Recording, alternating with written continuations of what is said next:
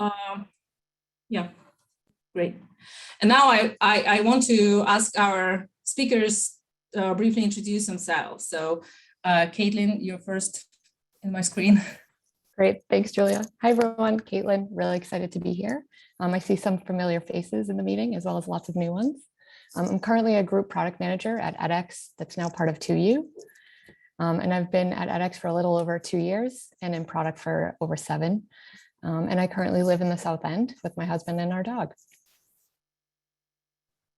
Thank you. And Isabella?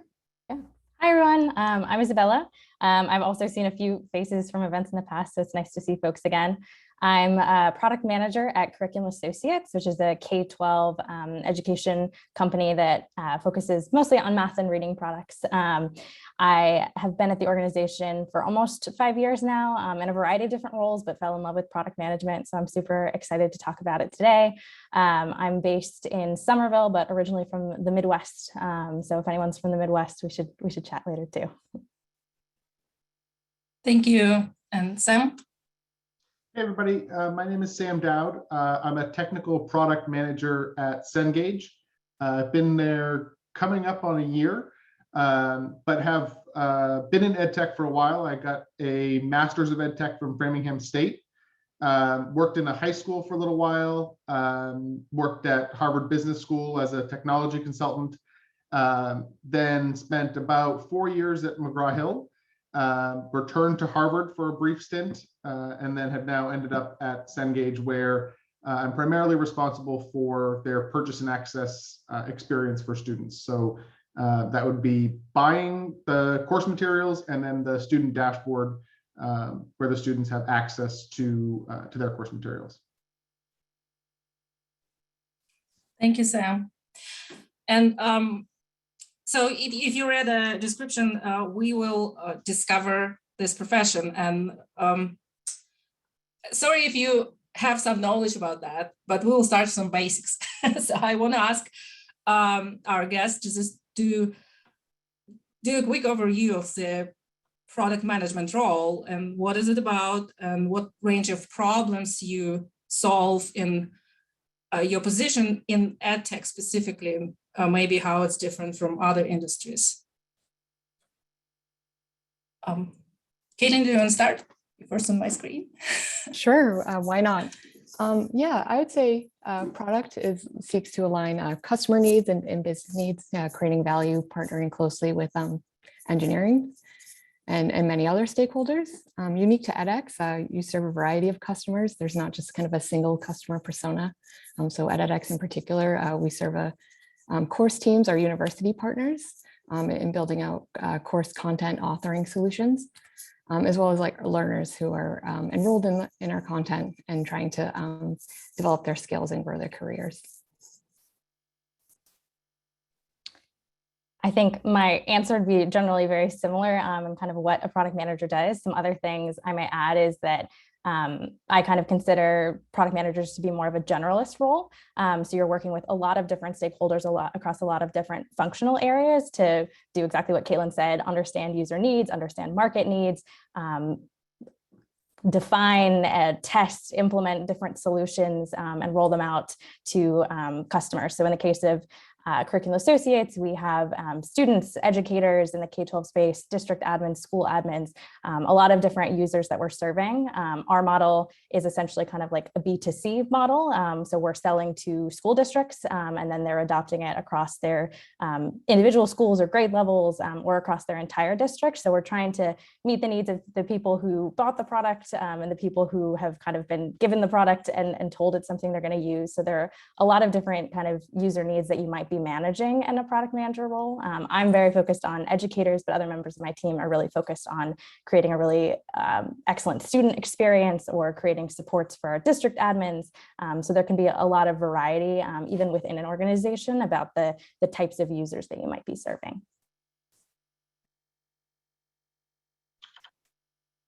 So my role is a little bit different as a technical product manager. At Cengage, and I know this was the case at McGraw-Hill as well, the technical product managers often matched up with or paired with a business product manager. So I have a counterpart in Cengage is in the middle of a reorg, but primarily in US higher ed in that business unit, who is the US higher ed representative for student purchase and access. And so as we're working to develop consolidated experiences, universal purchase and access experiences, I'm working with the product managers in the business units to translate between the development teams and the business language. And so I sit in between those two because the business product manager is not going to have the skills, the knowledge to be able to translate things into the language that the developers speak. And similarly, I don't have the ability to understand each business unit in depth. And so as a technical product manager, I sit above an experience and primarily interact with the developers on one side and the business representatives on the other side. Thank you, Sam. And continue to that, I'll ask you first, what is a skill set is important in your role? And what kind of specific skills for your role, which you need to get training for? And what kind of transferable skills can be brought to this role from other positions or other industries?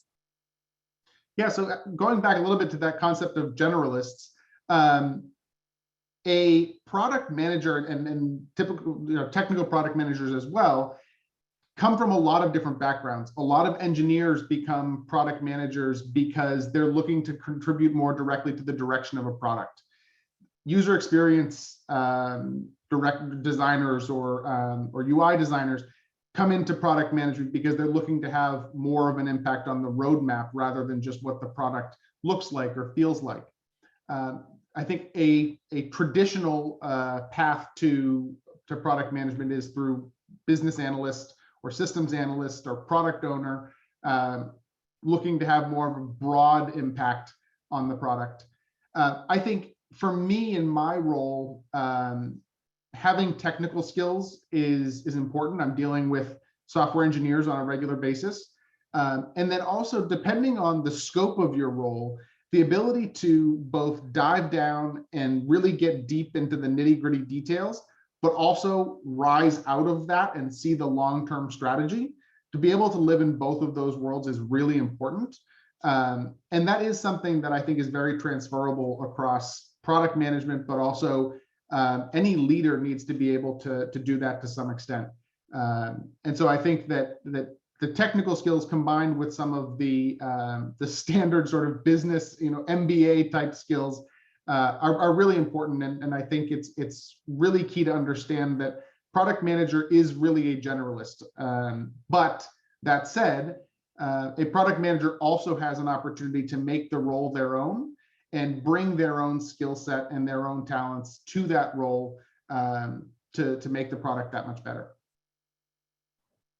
And how about social skills? Yes. It's very important to have the social skills because you are often negotiating between different stakeholders. So for me, because we're working with a student dashboard that international users are using and US higher ed users are using, I have to be able to negotiate to say, hey, listen, you guys want you guys want the new branding applied. Okay, well, if you want that, you have to understand that this other priority is going to take a back seat. And having the social skills, the ability to communicate effectively, to explain your reasoning, and to negotiate and form some more personal connections with your coworkers is really important in product management. Thank you. And I'll ask Caitlin and Isabel, do you want to add anything here? Yeah, sure. I'd jump in, especially as it relates to the soft skills. I think really dynamic communication skills are very transferable to product. As Sam mentioned, you're bringing along a diverse group of stakeholders. So with engineers, you might be talking, you need to be really detail oriented, talking about technical specifications, and then you might need to adjust when you're talking to executive stakeholders about top line business impacts, and just being able to kind of be really fluid in those situations and adapt to the different stakeholders is important.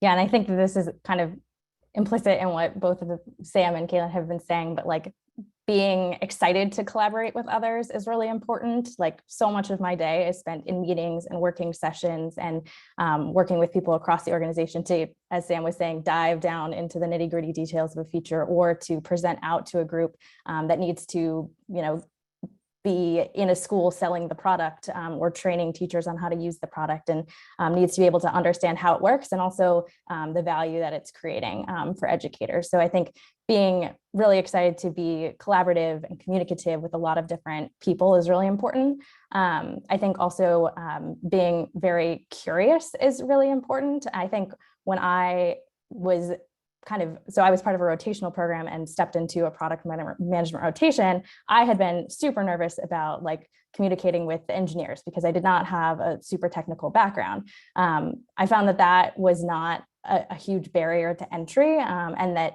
oftentimes the questions that I had, even if they felt to me like super basic, could often be really, really important because the lens that you're looking at a particular problem or particular feature as a product manager will be very different than an engineer. And so being willing to ask questions, even when you think they might be a silly question, or being willing to advocate for the needs of the user and all of those kinds of things, they're very important. So I think having curiosity about your users and about how things work is something that is super valuable.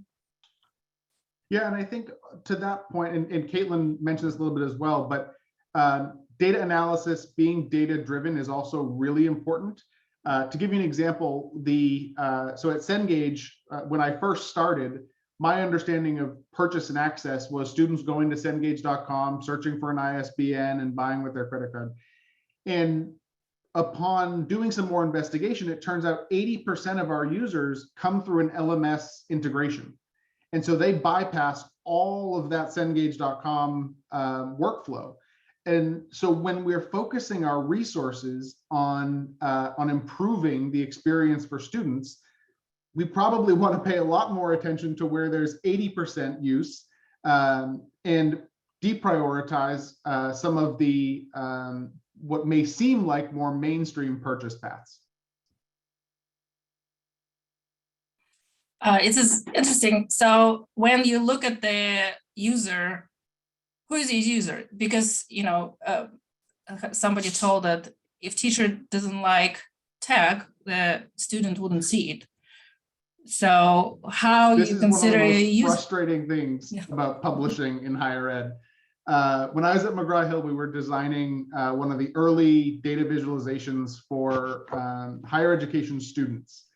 And we included in the visualization, it was basically tracking the students' assignment performance. And we included a line in the graph for the class average.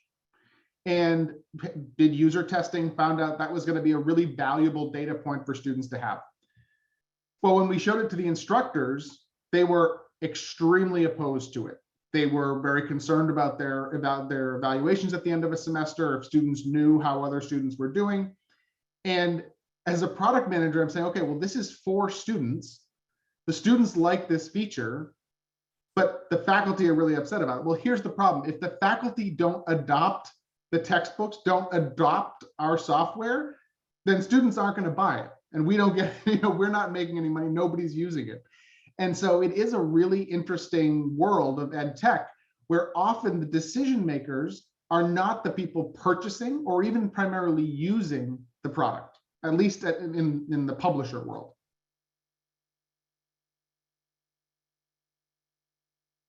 Thank you. Caitlin, Isabella, do you want to add anything here? Yeah, I was going to say, I mean, we encounter this problem too. I mean, a term that many people might be familiar with are personas, which is something that's used in marketing. It's something that's used in product to kind of talk about groups of users and characteristics of users and think about them as we go through our design process. And it is a reality that there are teachers who aren't interested in adopting more technology, or they're constantly having new tools thrown at them that they are told they need to incorporate to their classroom. And especially over these last couple of years, we've seen teachers be so adaptive, but have such complex environments that they're working in.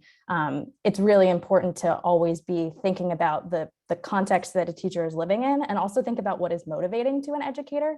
So something that, we at Curriculum Associates have thought about is like, there can be sometimes a barrier to entry with a teacher wanting to use our assessment or wanting to use our instructional product. But when they understand the growth that it can provide for their students, they become converts. They become so excited about using data in their classroom. And so making sure that, and this can be maybe more of a marketing bent, but making sure that as we design features, we're really thinking about what is going to motivate a teacher, what is going to be efficient in their classroom workflows that exist today, and making sure that we're grounding our design in the realities of a classroom, and not just designing what we think would be an exciting tool or something that is, trendy or might be just kind of the hot thing right now, and is really grounded in what teachers actually need. Thank you. And let's move to your day-to-day tasks. So if you would like to describe your working day, I don't know, what did you do today? Or your best day, your favorite tasks, or your worst day, what you don't like to do, or what is complicated to perform. So just to match the skills needed for that. This is the hardest question for any product manager to answer. And so I won't go first. I can take a swing, I guess. This is funny. I was just working on a job rec for a product manager, and we had to put the percentage of time they'll spend on any given set of tasks. And I think Sam alluded to it. It varies every day. It's really hard to pin down. And I think that's part of the something I really enjoy about product management. It's really dynamic. But I would say a great day is, meetings with your stakeholders that feel really productive and collaborative, getting a lot of alignment and making progress. And then having some of that downtime, heads down time to really think strategically about your roadmap. What are you doing and why? How is that advancing the company goals and helping benefit your customers? So that's probably a non-answer, but that's really part of what I enjoy. I was going to say it also varies a lot. Something that I think kind of also gets at like, what does product management look like in different organizations? I had someone kind of describe this grid, and I'm sure there are different ways you could approach it, but I found it very useful that like kind of one axis is the maturity of the product. So like, is this a completely new concept, or is this something that is a really well-established product that's been around a long time and it is more of maintenance mode?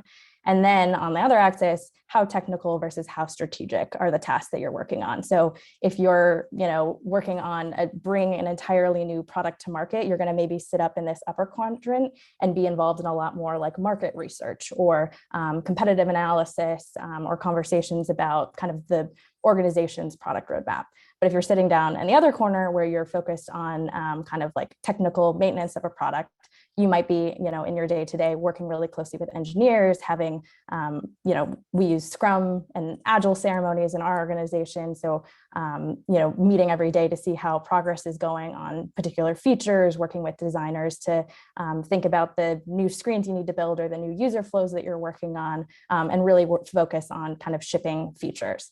So there's a lot of variety, and it can vary depending on the organization and also your kind of stage in your career where you might sit. But the kinds of activities kind of run the gamut of super detail oriented and technical to more vision oriented. Yeah, this morning I had a meeting. I'm very fortunate to have two systems analysts who are similar to business analysts.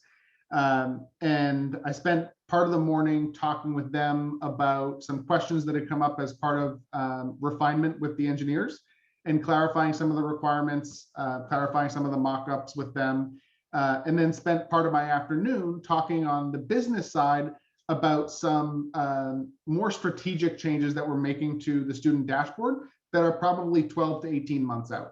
So the range is extremely varied. This morning it was all about what's coming up in the next couple sprints. This afternoon was about 12 to 18 months out.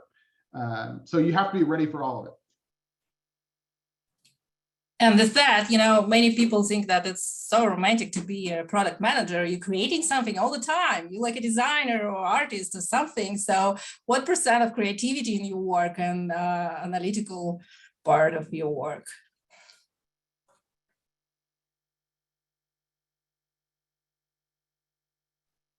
I'll jump in or I'll try to see who will answer first.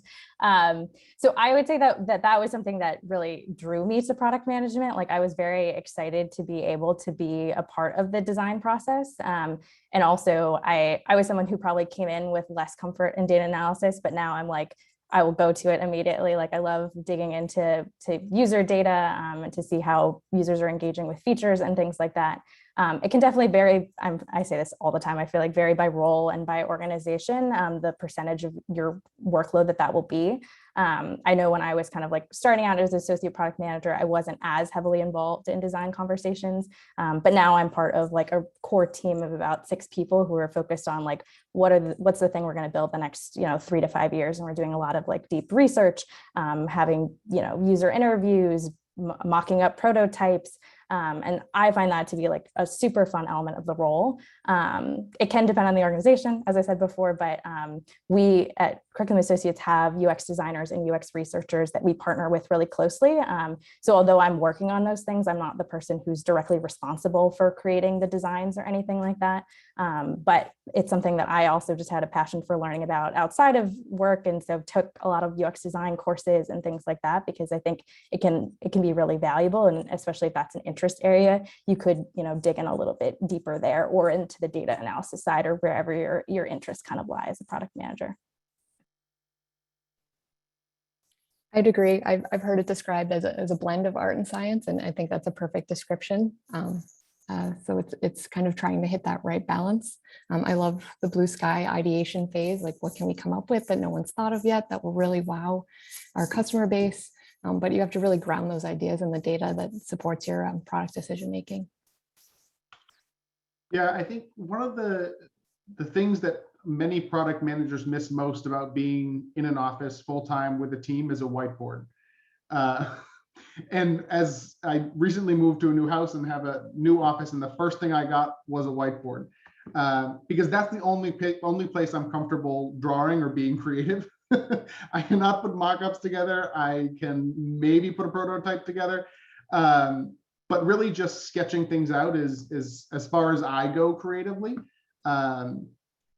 The area where I think I am sort of more abstract is in identifying market opportunities, looking at what other companies are doing, seeing how we could adapt that for us at Cengage, understanding what's working in the education market. The line between different companies used to be very clear. There were LMS companies, there were publishers, there were even at one point ebook companies. All of those are starting to get really blended. And so what I think makes a good product manager is somebody whose mind is open and able to think creatively and think openly about opportunities that exist outside of the constraints of what might be happening right now. Thinking a little bit more broadly and creatively about what the future looks like. Thank you. Sounds very romantic. I wonder, do you have any questions in the chat before we'll move to the next part of the... Yeah, there's quite a few. And if you don't mind, I can just read them in chronological order. Thanks. So early on, Depeche asked, this is a bit more of a question for Sam, but maybe our 3 panelists can jump in. How different is a business analyst from a business product manager? Because you were making a distinction between the technical and the business side. Yeah, so I think of the analyst role, and I'll say the analyst role because there are business analysts, systems analysts, product analysts, as being closer to the day-to-day. Our systems analysts, for example, are at the stand-ups, very involved in refinement and most of the Scrum process. I wouldn't say that they're Scrum masters, but they're heavily involved in the Scrum process, the day-to-day. Whereas product managers at Cengage, this was not true at McGraw-Hill, think at a higher level and are thinking more about at least a quarter ahead, if not multiple quarters or multiple years. So there is just that difference between how close you are to the near term and understanding some of the fine details of what you're working on. I don't understand every business rule that's involved with purchase and access at Cengage, but often my systems analyst does, because they've spent time really actively getting to know the product, getting to know the experience, the ins and outs, the exceptions, the different edge cases that we have to take into account. That's what I rely on my analyst for, where I spend most of my time thinking of sort of quarterly to yearly intervals. Great, thanks for that. And Peter had a pretty specific question for Isabella. How does Curriculum Associates test with students, especially in K-12?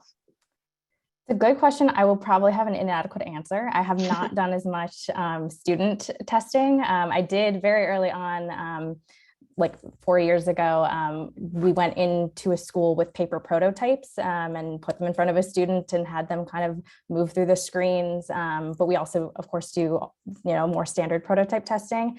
I think there are definitely ways our UX research team customizes it based on different age groups. I mean, and we're also trying to discover, what are the needs of a K2 student versus a 6-8 student. So we're asking a lot of those questions. I think a lot of the methodologies and tactics are very similar, but I'll keep thinking about that and see if I can recommend anyone who could tell you a little bit more about that, if that's an area of interest. I'll put in a little plug here for everyone on the call. Definitely join our Slack community, because we can continue these conversations over in the Slack group, and we can post the invite link later. So just real quick, Robin, just want to interject, because that's a really interesting question. I think EdTech in particular, especially if you come from education, if you've been a teacher, if you've been, we've all been students, there's a tendency to make assumptions about what our users want. And at McGraw-Hill, we were designing the first visualization that we were going to be selling to K through 12 teachers. And we were pretty confident in what we were showing. It was basically just performance versus engagement and helping the teachers understand their classrooms.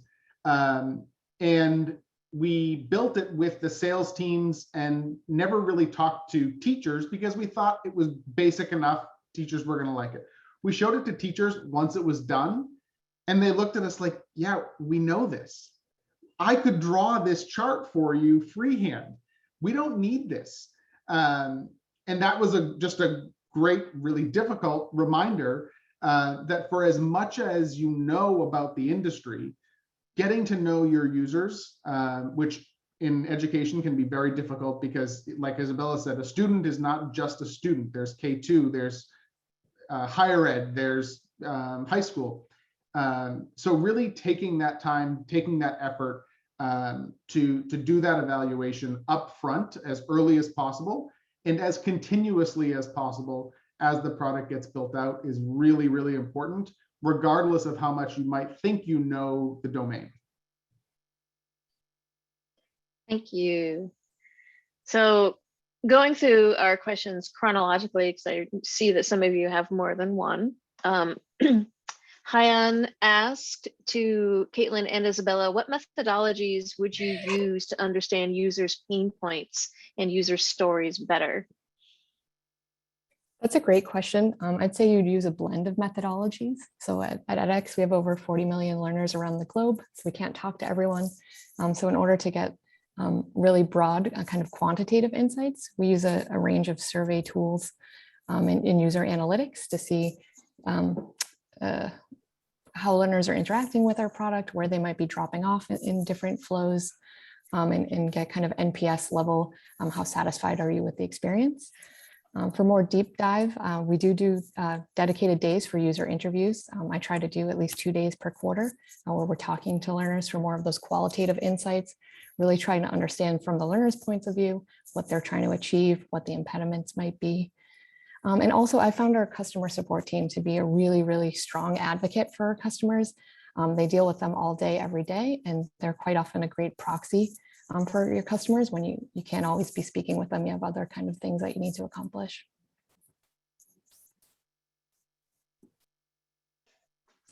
I was just gonna say, I would echo that there are a lot of different methodologies we use. I think there's also an important note around not only understanding kind of what users' pain points are with whatever their current tools are, but also understanding their pain points with your tool. So we'll often, in user testing, might be testing a new feature, but we might also have them walk us through their current experience with a screen. So I did a lot of work and research around our support experience, just to understand, are users able to successfully complete the tasks we think they're doing today? What are some things they'd be looking to see, or things that they expect to be here, but they haven't found to date. So I think that's a very specific kind of like user testing, but also kind of product audit activity that can be helpful to understand kind of where you should think about prioritizing features next. Thank you. Tom has the next question. And this is for everyone, in your role as a PM or a technical PM, how do you discover and evaluate third-party tools that you might want to incorporate into your product roadmap?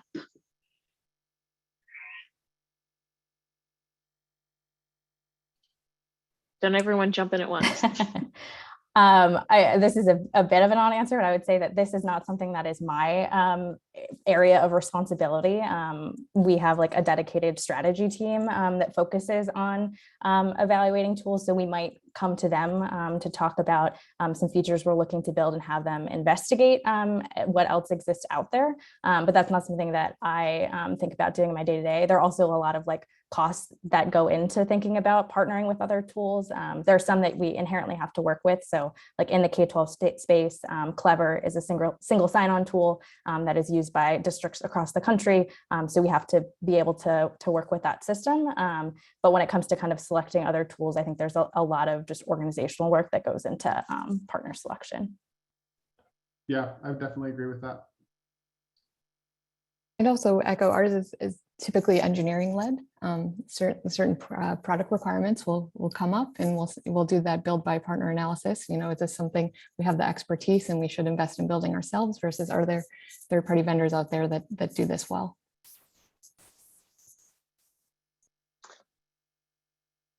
So I have a 3-part question from David, and they're pretty disparate questions. So I'm going to editorialize. I'm going to choose 2. And then because I've been copy pasting all these questions, I'm going to keep them over in the Slack group so they won't be lost. So he's asking, what are the 3 most common challenges you face as a PM? And the other question is, what amount of user research do you do in each of your roles?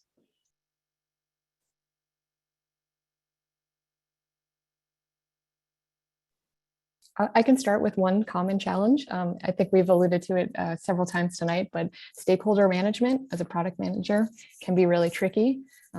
No one product solution is going to please everyone. So kind of working through the kind of conflict resolution and how can you kind of bring everyone along and align people in order to make progress. It's something I run into fairly frequently. Something else that I think doesn't necessarily affect my day-to-day as much, but I think is something that we always have to think about of it as an organization is kind of balancing what will keep a product competitive in the market and what are things that are also requirements in the education space for states. We have what's called like a state adoption process, or where our products go under reviews. And a lot of times they have requirements that we just have to meet. So there's always kind of a balancing act between what are the things we've heard from our users that would really add value to their experience, and what are the things that we just need to even get in the door and be on the table as an option for our teachers. And so that can mean that there are sometimes hard trade-offs to make. But that's something that I've continued to see come up and have to grapple with, but it's something I'm sure is also true of other industries as well, but it's particularly felt in the education space, I think.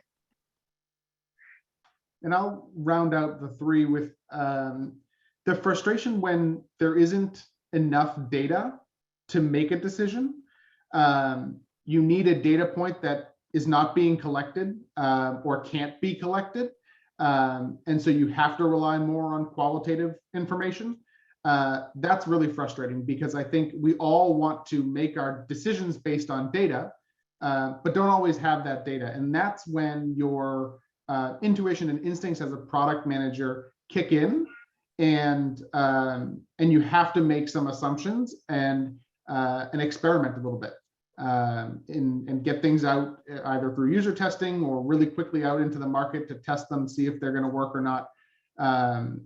But it's definitely frustrating when you're trying to put together a proposal or a position on some feature or roadmap item, and the data is just not. It's not that the data is not proving you right or proving you wrong. The data is just not there to make an educated position. So we have a few more questions that are actually a little bit related. So I'm going to editorialize again. So David's other question, something from Danny, something from Sophie, and saw another one, maybe another one from Hyan.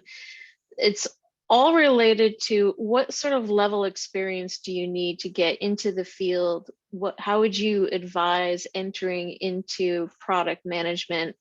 And what are your thoughts on coming from different fields of expertise and going into product management?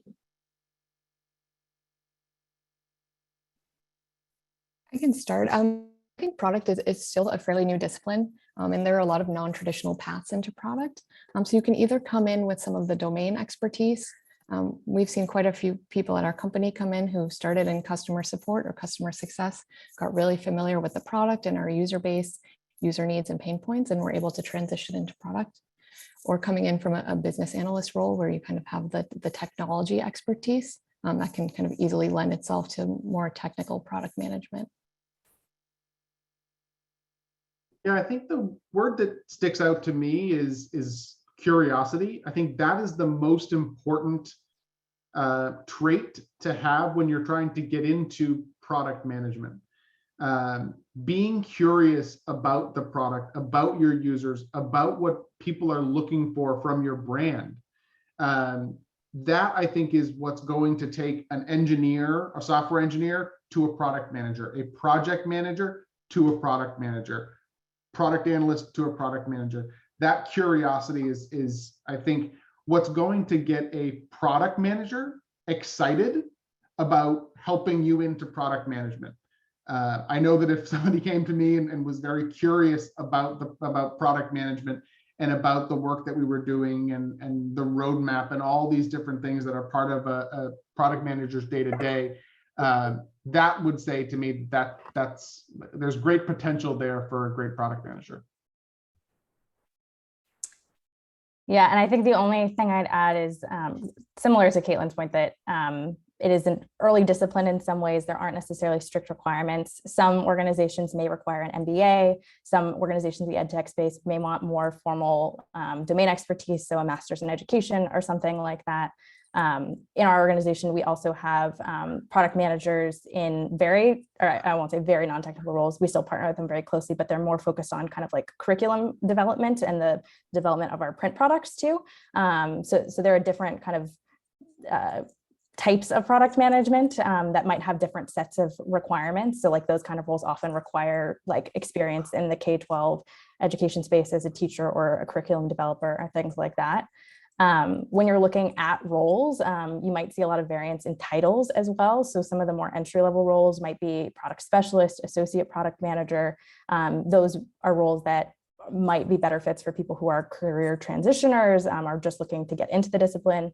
Product manager titles might also still be willing, and I think it's been more the case, at least what I've seen, when moving within an organization, we might jump into a product manager role, but that tends to be a slightly more senior role. Sometimes it's considered entry level, but still requires 5 years of experience if you've looked at job descriptions. So it can vary a lot by the organization.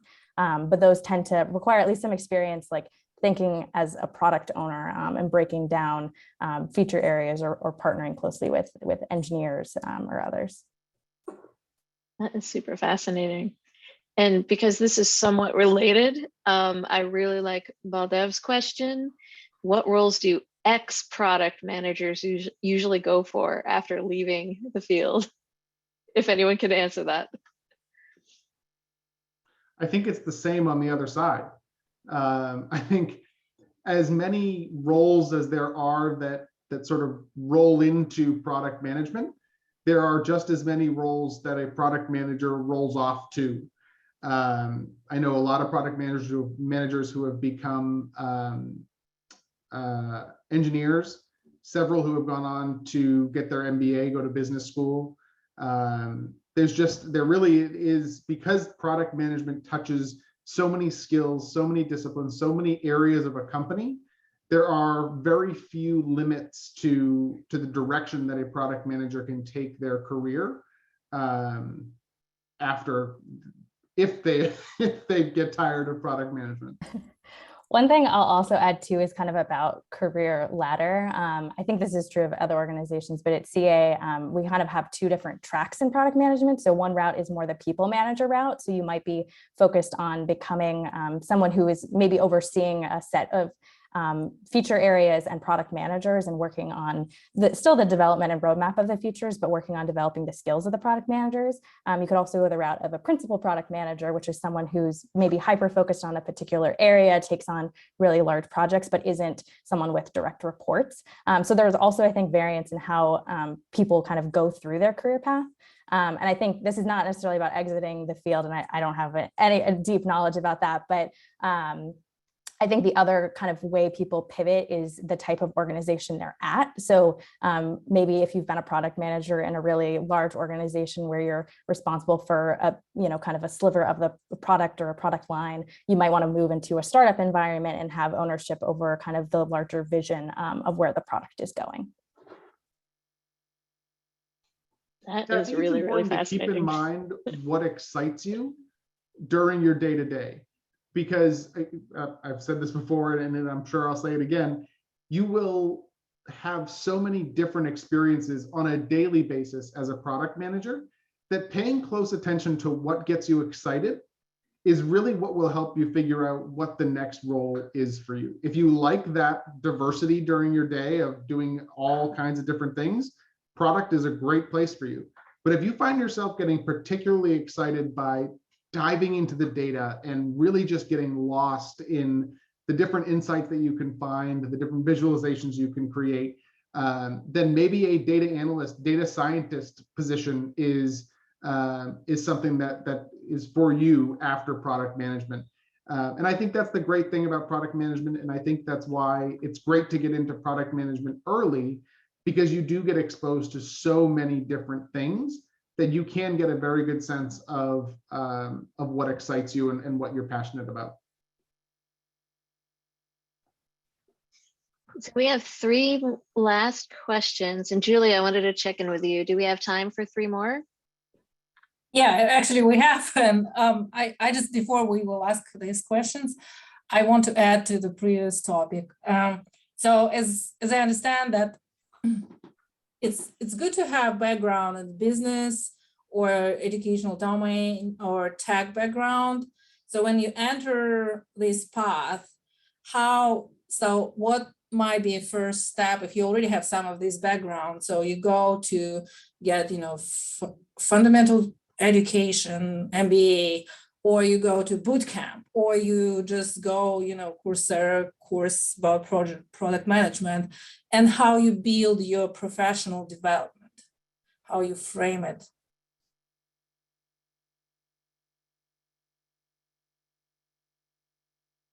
That was a question. Trying to think of an answer. I mean, I don't know that it's the right answer, but I think any company that's looking for an associate product manager or a product specialist should be thinking about somebody pretty new to the field. And so they will probably be looking for somebody with experience in engineering, experience in UX design. Hopefully they shouldn't be looking for somebody who has everything. And so just being able to frame your experience and have that forward-looking curiosity and display the types of qualities and skills that a product manager is going to need, I think should be enough for one of the entry level kind of titles in product management. The other thing I'd say too is a lot of time product management interviews, there may be still a behavioral component, but there might be more of an exercise that you have to go through where you have to, walk through a product that you're familiar with and articulate kind of the value of it. Or they might give you a screen in their product experience and ask how you would break down the work, or what questions you have and what areas you would be curious to dig into if you were joining the team. So something I might recommend, and this is not like a formal education kind of thing, but like go into an app you love or a website you love and start to just dissect what you're seeing on the individual screens, or, think about a goal that a user might have and how they might achieve those goals and map out those different steps and look at the types of interactions they might have on their screens or where there might be friction for users. I think it's just really important to kind of have that type of analytical mindset and develop that skill set, because you might be asked to do that kind of analysis in an interview setting. And then in terms of other just like training things, I've had the fortune of having my organization sponsor a lot of my professional development opportunities, but I know many folks who've done Pragmatic Institute, which is a series of different courses on kind of different phases of the product lifecycle and activities you might do in those phases. I also have done some things through General Assembly that I really loved, as well as the Nielsen Norman Group, which is focused on UX design. So there are a lot of different like other kind of learning opportunities you can have that you might tailor based on your individual interests. So again, kind of to our earlier point, there aren't formal ones you have to do to check the boxes, but those are a few examples of things that you could also look into. I'll add, there's an article that I find myself referring to over and over in my product career called How to Become a Peak Product Manager. And it talks about that growth life cycle. And as you move through the field, different skill sets that you might develop that might be really critical for different points in time in your career as a product manager. I'll link it here, but I found it very helpful. And for those who wants to just get a sense and get more information, what kind of resources you can recommend, like books, media, social groups, where just to go and just try to understand how things works? Hey, let me jump in here. Actually, Caitlin and I work together, and she's provided a ginormous list that's been collected over time of blogs, leaders in the field to follow, podcasts, all sorts of resources. So what I can do, Julia, is I can take that question offline with our three panelists and collect even more resources and share it out to our attendees. I'll post it in our Slack group, so please join the Slack community. So we got a couple last questions. I'm going to go in reverse chronological order this time, just so we don't leave anyone out. So Lucy asked, as a PM, do you shadow your ops team to understand the service flow / user experiences regularly, or only when you collaborate on something specific? I wish we did. The closest that we get to it at Cengage is every year in the summer, we do what's called a testathon, and different areas of the company, all different areas. So from our curriculum designers to our sales staff, customer support, come together, and each of them gets a different domain. So in my case, that would be purchase and access. And they go through all of the flows and do basically QA on all of the flows and provide their feedback on what they think went well, what didn't go well, where things might be broken. And that is a great place, especially with our support teams, that some of these things come up. Here's what we get a lot of phone calls about. Here's what we wish would be better. Another thing that I've never actually done, but and I think is great from a product management leader perspective, creating a list of the top 10 customer problems and trying to address as many of those as possible. I think Caitlin, you alluded to how important customer support is as a partner for a product manager. And I did not realize that early on in my career, But being at Cengage, where customer support does have a great conduit into product management, it makes so much difference. Yeah, I would add, I work in our B2C business, so our learners find the courses or the content they want, they enroll, and we kind of drop you right in and wish you well.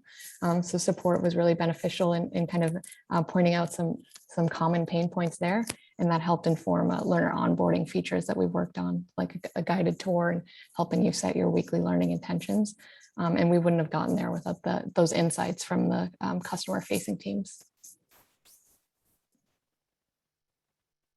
I don't have too much to add beyond kind of the idea that I think there are some folks who are in more constant communication with our service teams where maybe they're dedicated to the product area. So like I've been focused on some of our like actual support platforms. And so trying to, reduce the number of support calls and meet users where they are to make sure they're getting the support they need right in the product or something. So there have been very specific features where I've partnered more closely with our support team, but we also have a lot of kind of like feedback collection tools. We might escalate support tickets and work on them on our individual Scrum team. So I think there's a lot of communication that happens across teams. I don't know the age of folks on this call, but maybe for some recent graduates, I participated in Curriculum Associates Management Development Program, which was a rotational program. And the first like 3 to 5 months, I was on the customer support team.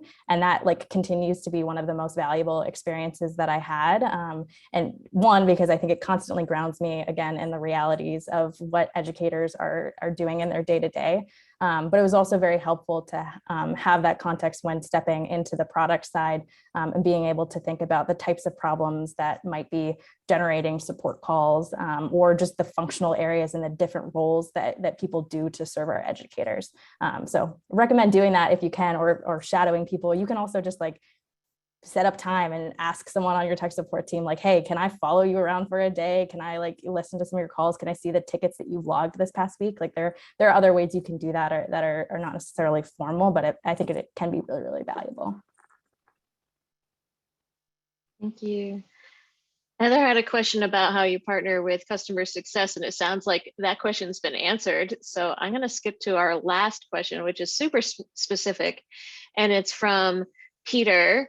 It's about UX in Scrum. How does UX work on a specific project start for you in Scrum, or is there some other work done before getting to the team or teams? I don't know anybody who's figured this out. Because it is so hard to do Agile or Scrum with UX, because it has to be done before, but you can't do too much of it. Otherwise, it's not iterative. So I think, I know that I, as a product manager, sort of stumble my way through it. It's definitely not one of the smoother areas of my practice of product management. But definitely one of those areas that I'm always looking out for guidance and insight on how to do it better. I would say that the UX process at edX is the best I've witnessed in my career. It's very much a partnership, and we're really fortunate we have dedicated designers for every squad or every team. So I found partnering with them during the discovery phase is very, very helpful, bringing them in early. Yeah, and I would say it is very similar for us. Some teams have dedicated UX designers or like interaction designers. We try to make sure we're partnering really closely when we're in the discovery phase, which may be way before we put anything in front of a team. Sometimes also when we're rolling out new features, they might be something that follows like an established convention in our product. And so there are some things we might not be doing as much testing on when it comes to like the design of a table or a button or some of those kind of like components that we use on our screen. But the bigger features, we're definitely partnering really, really closely. At CA, we also use a process called scaled agile. So we still have like our 2-week sprints and kind of like a 2-week cycle of planning for like what's the next chunk of work people are going to be doing. But we also step back every quarter and talk about what are going to be the high priority features for the next 3-4 months and try to think really far in advance about like, what are all the things that we need to check before we actually get this to our development team? What are the questions we have to answer? What are the things we have to test and spec? So there are kind of different levels that we're partnering with UX in different moments in time. Thank you. And we have 7 minutes left from our questions and answers. So if you have more questions, you can post it in the chat. And I have, so Sam, you told about data, and it makes you upset when you don't have enough data. And I wonder, so you work with data and how you discover. So I have background working in media, in the broadcasting media, and we didn't have instruments to, analyze our listeners or, so you have more instruments. So what kind of instruments you use, and how you, if you don't have any data, what do? You kind of create this instrument to find this data? So how that works, how that part of your, Yeah, so I think there are two pieces to it. One is getting very specific about if you do not have the data, getting very specific about what it is that you could do to get that data. Do you need to instrument a particular click trail? Do you need to collect a particular data point in your sales or financial software? But I think for a product manager, at least at a large company like Cengage, anything like that's going to take time. And so the most effective thing to do is rapid prototyping, rapid user testing, and just get something, some kind of quantitative data that a red button is better than a green button, as a very simplistic example, because you don't want to be stalled for too long. There's a lot to be said about a product manager's intuition, and I think that's really important. And I think that really feeds into the process of rapid prototyping, what you start with, how you iterate through the prototypes. But there's also, I think now that data is becoming more and more available and easier to instrument to get the data that you're looking for, it's increasingly important to reevaluate your assumptions on a regular basis, and reevaluate what data you're collecting to make sure that you're getting the data that you need.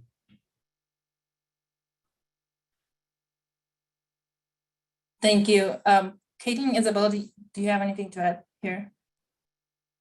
Yeah, I'd say it's important upfront in product to always establish what you want to be measuring. What is the outcome you're hoping to achieve? How are you going to measure that? And do you have mechanisms in place to do that? Otherwise, how will you ever really know if you're successful? So make it, I think we use a variety of tools that are self-service that even I can use, some that our data and business intelligence team will help me out with. But I think kind of getting those foundations, strong data foundations up front are really important when working in product. I'd agree with everything that was said. The other thing I would say is also think about other partners in the organization who might have data that will help you get towards your answer. So like our marketing, our ed success teams, they're focused on collecting data on user satisfaction. They have their own kind of things that they look like. And I think there's a lot of importance in making connections across your organization to understand what other teams might be doing, because it can be really easy to work in silos sometimes. So even if it's something that's not specific to your feature, but if you're trying to just learn about your users, there might be other places where you can be gathering that data, and you might just have to be a little bit creative too. Thank you. And my last question, what kind of tools, software you use in your work, and what kind of tool is still not invented, but you wish it will be invented and make your life easier?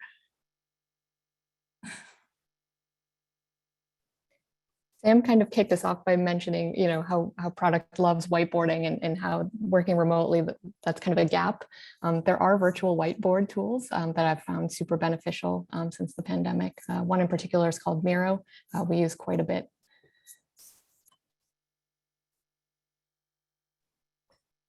My teams are also using like Jira, Confluence, kind of like general tools for managing tickets.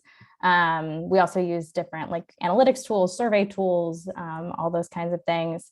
I'm intrigued by the question of what's something else that I would like, but I don't have a good answer as of yet. That's a great interview question. Yeah. We use InVision a lot for our prototyping and user testing.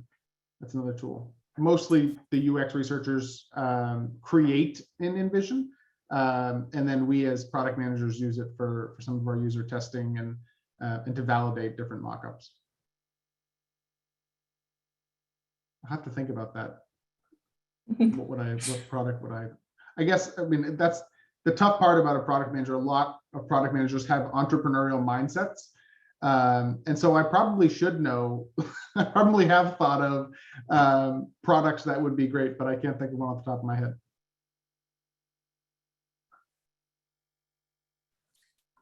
Do you have more questions in the chat?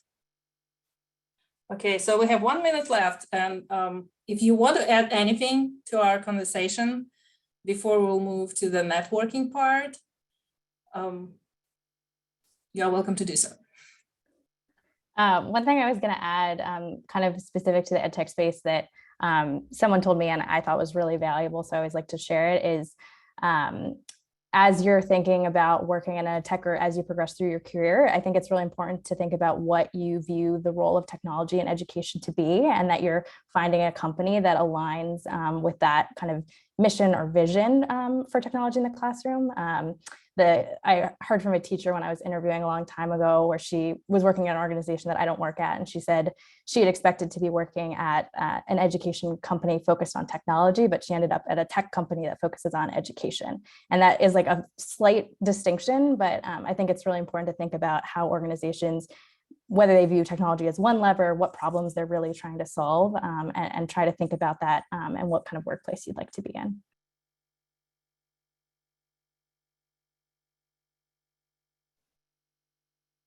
Thank you. And I want to thank our speakers for talk to us and share your experience and answer all our silly questions. So, and now if you want to leave, you can leave, or you want to stay for networking part, yeah, you're welcome to stay.